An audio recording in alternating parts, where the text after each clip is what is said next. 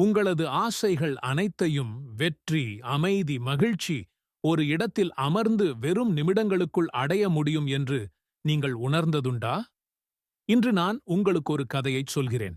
இது உங்களது தியானத்திற்கும் உங்கள் உள் ஆற்றலுக்கும் புதிய சிந்தனைகளை அளிக்கும்.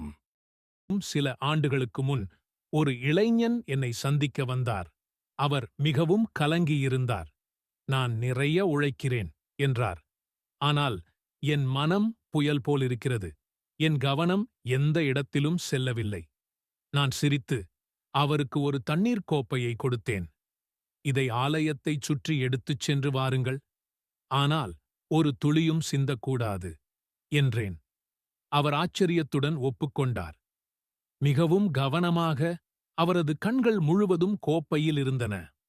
ஒருமுறை திரும்பி வந்தபோது தண்ணீர் எதுவும் சிந்தவில்லை. ஆனால் அவர் மிகவும் மகிழ்ச்சியுடன் இருந்தார்.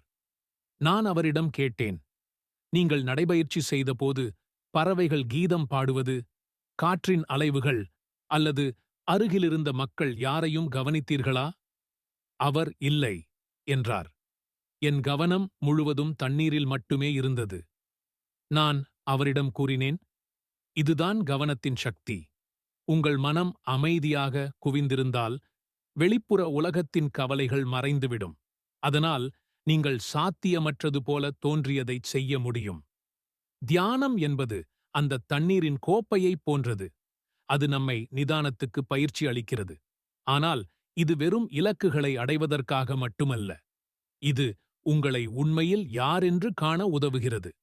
நான் இளமையில் இருந்தபோது என் மனதில் கேள்விகள் ஏராளமாக இருந்தன.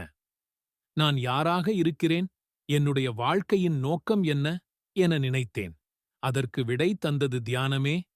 அது வெளிப்புற ஒலிகளைக் கேட்பதை நிறுத்தி உள்ளார்ந்த ஞானத்தைக் கேட்கச் செய்தது. இதோ தியானத்தைத் தொடங்க சில எளிய வழிகள். ஒரு அமைதியான இடத்தில் அமருங்கள். 2வது, உங்கள் கண்களை மூடுங்கள். 3ஆம், உங்கள் சுவாசத்தின் மீது கவனம் செலுத்துங்கள். நினைவுகள் வரும், அவற்றை எதிர்க்க வேண்டாம்.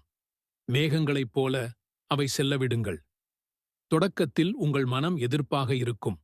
அது சொல்லும், இது சலிப்பானது அல்லது இதற்காக எனக்கு நேரமில்லை. ஆனால் தொடர்ந்து முயற்சி செய்யுங்கள். மெதுவாக நீங்கள் ஒரு மந்திரத்தைப் போல உணர்வீர்கள். உங்கள் எண்ணங்களில் தெளிவு, உங்கள் உள்ளத்தில் அமைதி. தியானம் என்பது உலகை விட்டு விலகுவது அல்ல. இது அதை தைரியமாக எதிர்கொள்வதற்கான தயாரிப்பு. அந்த தண்ணீர் எடுத்த இளைஞன் ஒரு ஆண்டுக்குப் பிறகு திரும்பி வந்தார். அவரது கனவுகள் வெறும் கனவுகளாக இல்லை. அவை அவரது வாழ்வின் நிஜமாக இருந்தன. அவர் என்னிடம் சொன்னார், அது அந்த தண்ணீர் கோப்பையிலிருந்து தொடங்கியது. அதுபோலவே உங்களுடைய தண்ணீரின் கோப்பை என்ன? உங்களது கவனம் எதற்குச் செல்கிறது? உங்களுக்கு சாதிக்க வேண்டியது எது? பாதை அமைதியிலிருந்து தொடங்குகிறது. தியானத்தின் மூலம் உங்கள் வாழ்க்கையை புதிய உயரத்திற்கு கொண்டு செல்லுங்கள். உங்களை தியானத்தில் ஈடுபடுத்தும் பயணத்தை இன்று தொடங்குங்கள். இது உங்களின் மனதிற்கு ஈர்ப்பு தருமா? உங்கள் எண்ணங்களை எங்களுடன் பகிருங்கள். இந்த கதை உங்களுக்கு பிடித்ததா? ஒருவருடன் பகிர்ந்து அவர்களை ஊக்கப்படுத்துங்கள். மேலும் இத்தகைய வாழ்க்கை பாடங்களை அறிய எங்கள் சேனலை பின்தொடருங்கள்.